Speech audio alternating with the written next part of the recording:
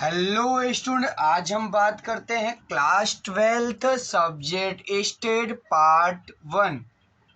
हम बात करते हैं चैप्टर नंबर 4 सामायिक श्रेणी, जिसमें हमने पिछले वीडियो में कौन सी मेथड का तो चलित औसत की विधि की। हमने चलित औसत में कितने प्रकार के सवाल आते हैं तो 3 वर्ष, 4 वर्ष और 5 वर्ष, जिसमें से 3 वर्ष के एक सम्स हमने क्या किया है अपलोड किया है, जो बात करते हैं स्वाध्याय 4.3 का पहला सवाल। और आज हम बात करने वाले हैं स्वाध्याय 4.3 का तीसरा सवाल। पेज नंबर आप लोग ओपन कर लीजिएगा 177। ध्यान सुनिएगा, पेज नंबर 177। तो हम बात करते हैं क्वेश्चन नंबर 3 की। क्या लिखा हुआ है? एक व्यापारी का भिन्न भिन्न वर्ष के लाभ की नीचे दी सूचना से 5 वर्षीय, ध्यान से सुनिएगा, कितना वर्ष बोला गया है? 5 वर्षीय चलित औसत की विधि का उपयोग करके झुकाव ज्ञात कीजिए। तो यहाँ पर आपको वर्ष दिया है और क्या दिया है? आपको लाभ दिया है। और ध्यान से सुनिएगा, बोर्ड में 5 वर्ष के सम्स कितने नंबर के? 5 मार्क का पूछा जाता है। तो ध्यान से प्लीज आप कैलसी ले लीजिएगा। और सम्स यहाँ पर हमने कुछ लिखा है, ध्यान से सुनिएगा। फिर से हम बात करते हैं, ये आपके 4th नंबर का आपका वीडियो है और हम कौन सी विधि सीखने वाले हैं? चलित औसत की विधि और स्वाध्याय 4.3 का तीसरा सवाल। तो अब हमने क्या लिखा? तो हमने वर्ष पूरा यहाँ पे लिख लिया और दूसरा एक कॉलम आपको बनाने का समय मतलब क्या होगा? टी। और टी में हम क्या लिखेंगे? टी में हम नंबर लिखेंगे 1 2 3 4 5 6 7 8 और 9। इस प्रकार हमने क्या कर लिया? हमने लिख लिया नंबर। और वाई मतलब लाभ, जो आपको सवाल में क्या दिया हुआ है। अब इसके बाद हम तीसरा कोष्टक कौन सा बनाएंगे? तीसरा कोष्टक में हम लिखेंगे 5 वर्ष का चलित योग। ध्यान से सुनिएगा, 5 वर्ष का चलित योग। अब हम फिर से बात करते हैं 5 वर्ष का चलित योग। और फिर एक कॉलम लास्ट में हम क्या बनाएंगे? 5 वर्ष का चलित औसत। क्या लिखेंगे? 5 वर्ष का चलित औसत। अब ध्यान से करिएगा, फिर से हम बात करते हैं ध्यान से।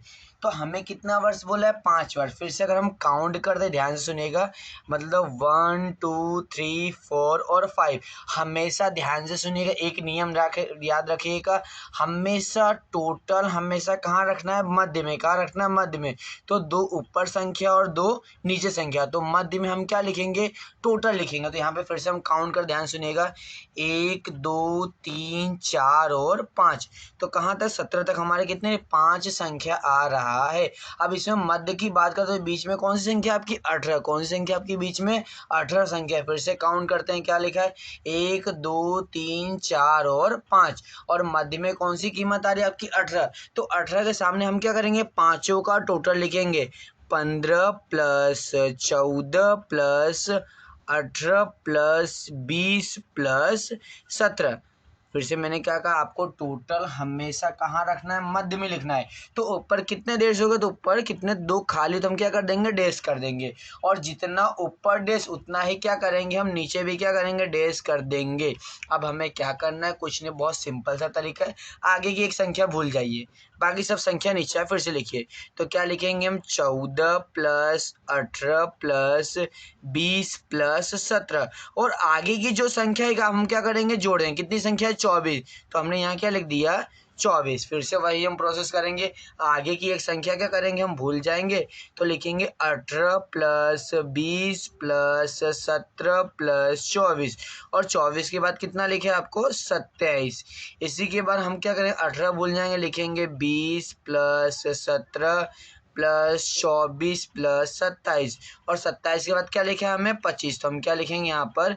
25। इसी प्रकार हम 20 को भूल जाएंगे, लिखेंगे 17 प्लस 24 प्लस 27 प्लस 25। और 25 के बाद क्या लिखा है हमें? 25 का लिखा हुआ है 23।